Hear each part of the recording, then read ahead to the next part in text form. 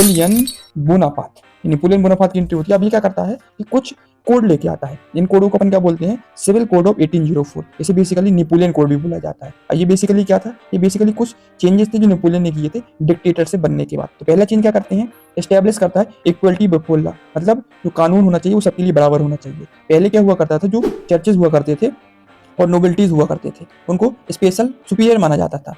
इसके आधार पर, बर्थ के आधार पर, और साथ साथ बर्थ के आधार पर प्रिविलेज भी मिलता था।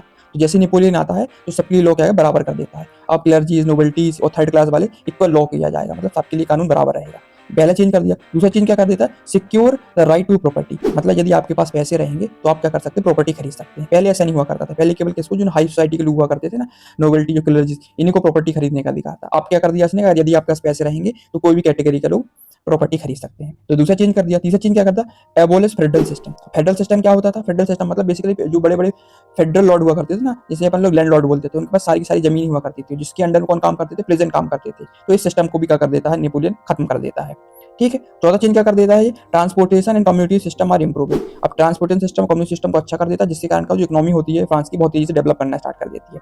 पांचवा चेंज क्या करता है इसके बाद, standard weight and measure and common currency, मतलब जो डिफरेंट तरह की वेटिंग सिस्टम हुआ करते थे ना, नापने तौलने की इकाइयां होती थी, वो डिफरेंट चलती करती है, उन सबको क्या कर देता है, एक कर देता है। और जो 30 प्रकार की करेंसी चला करती है ना, उनको भी बदल के कितनी करेंसी कर देता है, 2 करेंसियां कर देता है।